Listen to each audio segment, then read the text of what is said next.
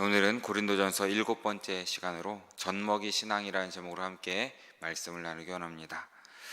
바울은 2차 전도 여행 기간 동안에 고린도에 1년 6개월 정도를 머물면서 복음을 전했던 것으로 전해집니다.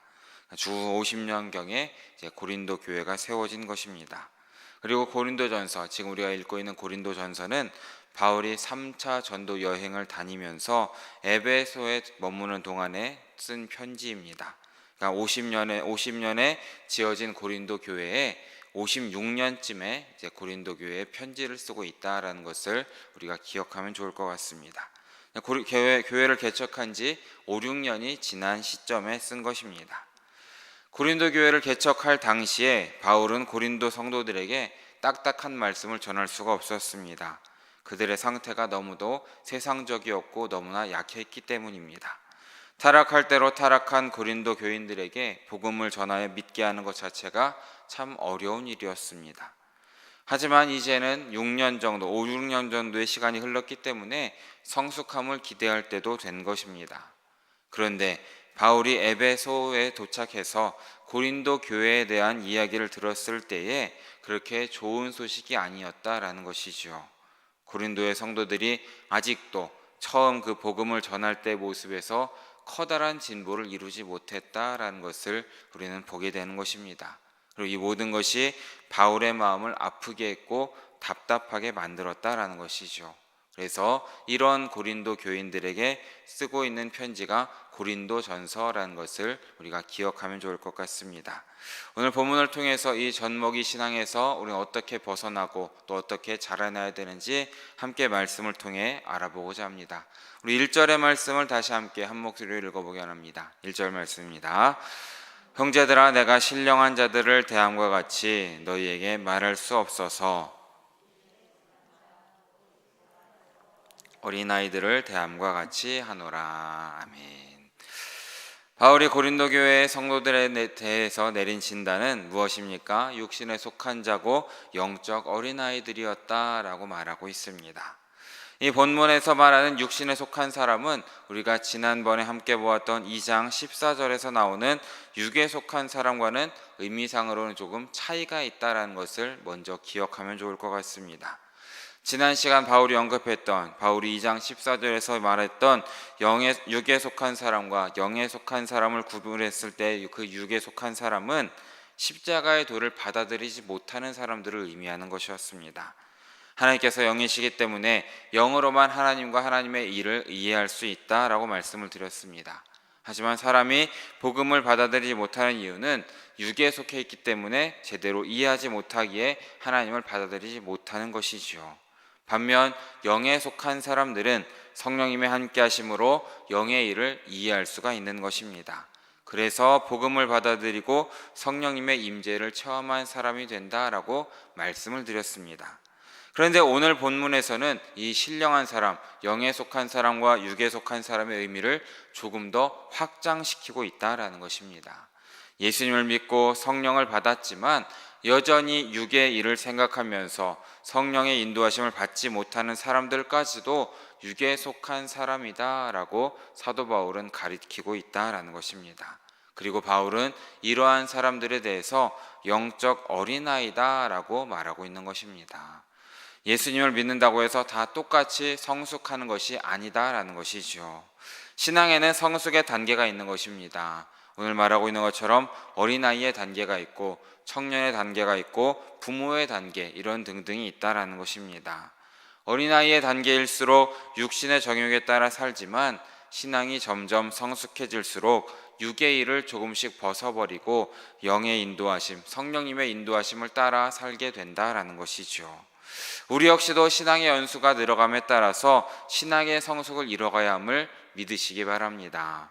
신앙 연수가 6년 정도 흘렀으면 영적으로는 청년의 단계에 머물러야 하고 더 나아가서는 부모의 단계에 초입까지도 갈 수 있어야 되는 것이죠. 하지만 지금 고린도 교인들은 개척한 지 6년이 지났음에도 불구하고 이 성숙이 정체되어 있다라는 것을, 그래서 지금 사도 바울은 마음이 안타까워서 편지를 쓰고 있다라는 것을 우리는 기억해야 된다라는 것입니다. 이어지는 2절의 말씀도 함께 읽어보기 원합니다. 2절 말씀입니다.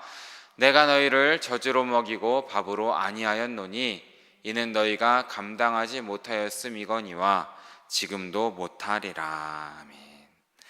바울은 이렇게 고린도 성도들이 영적으로 어린아이이기 때문에 밥을 먹이지 못하고 젖만 먹어야 하는 젖먹이 신앙이다 라고 이렇게 말하고 있는 것입니다. 본문에서 밥으로 번역된 헬라어 이 브로마라는 단어는 고기라는 뜻도 함께 가지고 있습니다. 그러니까 장성한 사람들이 먹어야 하는 딱딱한 음식을 말하는 것입니다. 성도들이 먹어야 할 복음의 양식에는 젖과 같이 수월하게 먹을 수 있는 내용이 있는 반면에 성숙한 사람들만 씹고 삼킬 수 있는 딱딱한 내용 등도 분명히 있는 것입니다. 복음의 내용은 물론 모두 다 진리의 말씀입니다. 하지만 사람들의 영적 성숙에 따라서 수용하기 어려운 내용도 있는 것이고 수용하기 힘든 전달 방식도 있다라는 것입니다. 젖먹이에게 젖이 아닌 고기를 먹이게 되면 아프게 되는 것이 당연하기 때문이다라는 것입니다. 저 역시도 제가 청소년부를 담당하면서 청소년부의 아이들에게 하는 설교와 지금 새벽에 하는 설교는 다르게 할 수밖에 없는 것입니다. 청소년부에게 작년에 설교를 하면 대부분 저게 무슨 소리지의 표정으로 저를 쳐다볼 수밖에 없을 것입니다. 그래서 같은 본문을 설교할지라도 다르게 전하고 다르게 설교할 수밖에 없다라는 것입니다. 영적 성숙의 차이가 다르기 때문입니다. 바울 역시도 고린도 교회를 개척했을 때 처음 성도들에게는 젖을 먹일 수밖에 없었던 것입니다. 성도들이 아직 세상 때를 제대로 벗지 못해서 서서히 그 때부터 조금씩 벗겨내야 됐기 때문입니다. 하지만 이제 6년 정도가 지난 지금은 변화를 받았어야 하는 시점입니다. 빌립보 교회나 데살로니가 교회는 바울이 상대적으로 훨씬 짧게 머물렀음에도 불구하고 신앙적인 성숙도를 이뤘다라는 것입니다. 데살로니가 교회는 고작 3주를 머물렀을 뿐이었습니다. 하지만 고린도 교회는 이 바울이 1년 6개월이나 머물러서 양육했음에도 불구하고 그리고 지금은 6년이나 지났음에도 불구하고 아직 젖먹이 신앙을 벗어나지 못했다는 것에 대해서 바울은 안타까워하고 있다는 것을 우리는 본문을 통해 보게 되는 것입니다. 이어지는 3절과 4절의 말씀도 함께 읽어보기 원합니다. 3절 4절 말씀입니다. 너희는 아직도 육신에 속한 자로다. 너희 가운데 시기와 분쟁이 있으니 어찌 육신에 속하여 사람을 따라 행함이 아니리요. 어떤 이는 말하되 나는 바울에게라 하고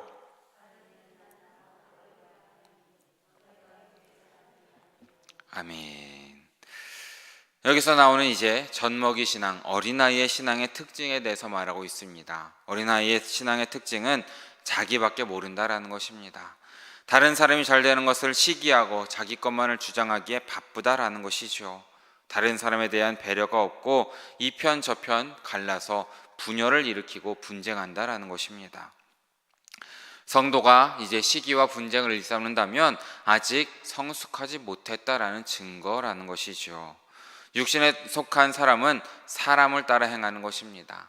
사람을 따라 행한다라는 것은 영의 인도하심을 받지 않고 죄인이 생각하는 대로, 세상에 생각하는 대로 사고하고 죄인이 행동하는 양식대로 행한다라는 것을 말해주고 있는 것입니다.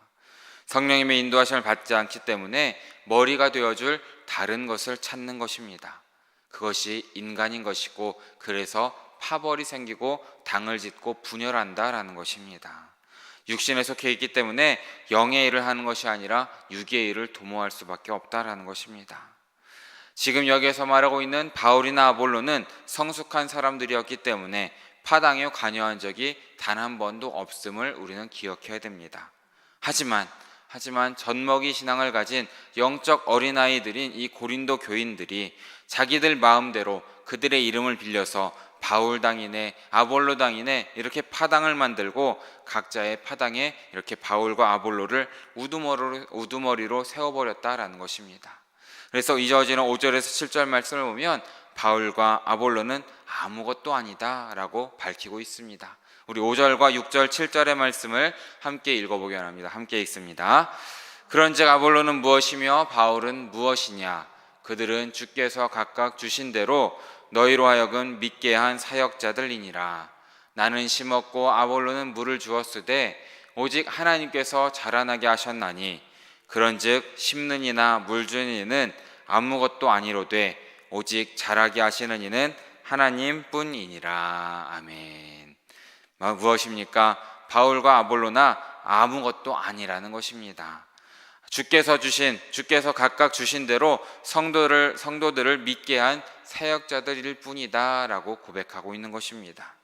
여기에서 사역자라는 말은 집사라는 말로도 함께 쓰이는 단어입니다. 즉 하나님의 일을 잘 하도록 세워진 집사일 뿐이다라고 고백하는 것이죠.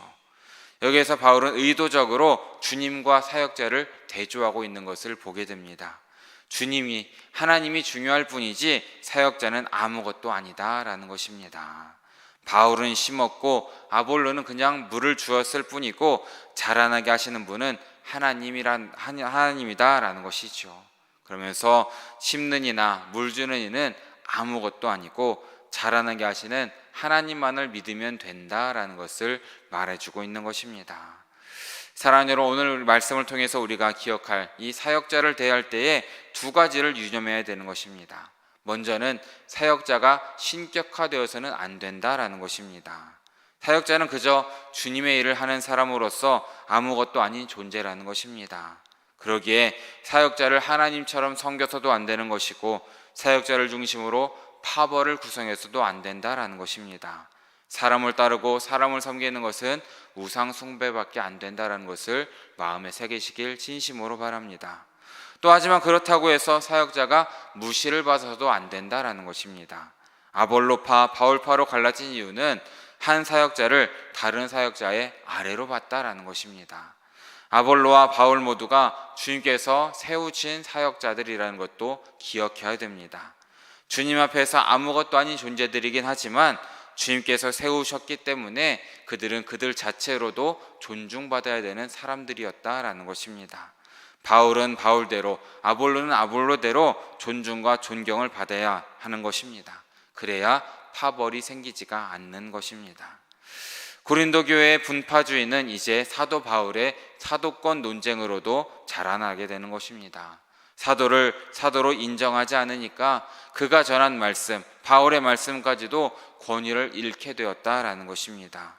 씨를 뿌린 사역자인 바울을 존중하지 않는 것이나 물을 준 이 아볼로를 존중하지 않는 이런 태도들은 결국 그들이 전하는 하나님 말씀에 대한 신뢰를 무너뜨리는 그런 신앙의 근간까지도 흔드는 결과를 초래하게 되었다라는 것입니다.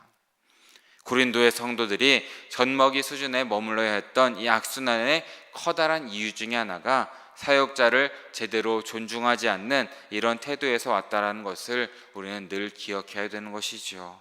하지만 우리가 그럼에도 기억해야 될 것은 사역자는 신격화되어서는 안 되는 것이고, 하지만 그럼에도 하나님께서 위임자로 세우셨기 때문에 그 권위를 존중해야 된다라는 것입니다. 그래야 성도들도 교회에서 바르게 설 수 있다는 것을 늘 마음에 새기시길 진심으로 바라겠습니다. 이어지는 8절의 말씀을 우리 함께 마지막으로 읽어보려 합니다. 8절 말씀입니다. 심는 이와 물 주는 이는 한 가지이나 각각 자기가 일한 대로 자기의 상을 받으리라. 아멘. 무엇입니까? 심는 이와 물 주는 이가 한 가지라고 말하는 것입니다. 사역자들이 맡은 사역들이 다 다르다고 할지라도 하나님과 연합하여서 하나님의 나라를 위해 헌신하는 것, 그것은 다 일반이다라는 것을 여기에서 말해주고 있는 것입니다. 그들의 섬김과 헌신대로 각자의 상을 받게 된다라는 것도 말해주는 것이죠. 어떤 사역자가 다른 사역자보다 더 귀한 것이 아니라는 것입니다. 어떤 사역이 다른 사역보다 더 귀한 것이 아니라는 것이죠. 목회자가 귀한가, 선교사가 귀한가의 질문은 어리석은 질문이다라는 것입니다. 각각 은사와 부르심대로 맡은 자리에서 잘 섬기면 된다라는 것입니다. 은사도 부르심도 사람의 마음대로 하는 것이 아니라 하나님께서 주신 대로 그 맡은 자리에서 섬기면 된다라는 것입니다. 그러기에 어떤 은사에 따라 어떤 일을 하는가 하는 것은 커다란 차이를 만드는 것이 아니라는 것입니다. 다만 부르심에 응답함으로 주님께서 주신 은사를 가지고 얼마나 사랑하며 얼마나 열심히 섬겼는지 하는 문제가 남는다는 것입니다. 그 사랑과 섬김과 헌신에 따라서 주님께서는 각자에 맞게 상을 주심을 믿으시는 우리 모두 되시길 진심으로 바라겠습니다.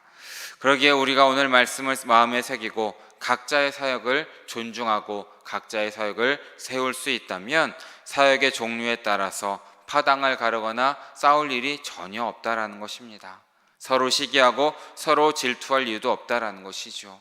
모든 사역자들을 또 모든 성도들을 그 모양대로 그 섬김대로 존중하면 된다라는 것입니다.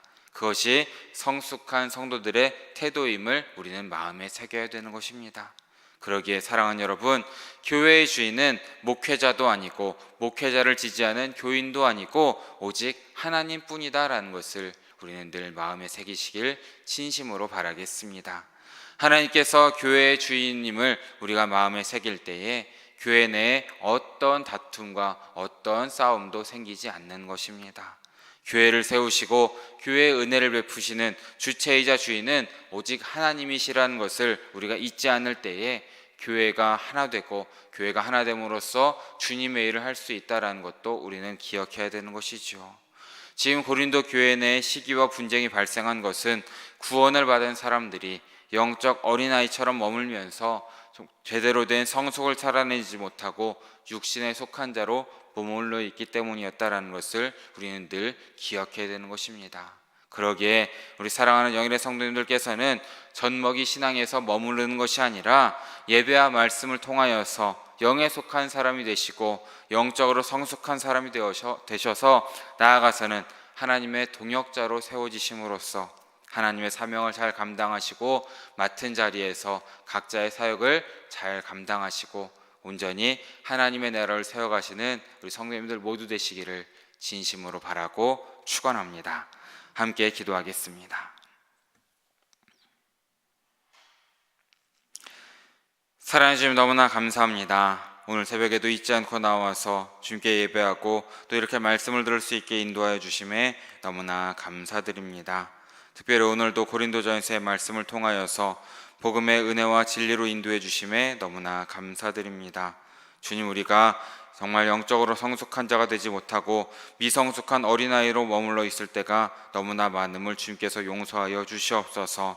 그러므로 우리 모두가 신령한 자가 되기 위하여서 영에 속한 사람이 되기 위하여서 말씀을 묵상할 수 있도록 인도하여 주시고 정말 우리가 사람을 따라 행하는 것이 아닌 주님을 따라 행하는 사람이 될 수 있도록 주님께서 인도하여 주시옵소서. 그렇게 영적으로 성숙할 수 있도록 인도하시고 우리의 한 걸음 한 걸음을 지키시고 인도하시는 주님만을 따라 사는 우리 모두 될 수 있도록 주님께서 인도하여 주시옵소서.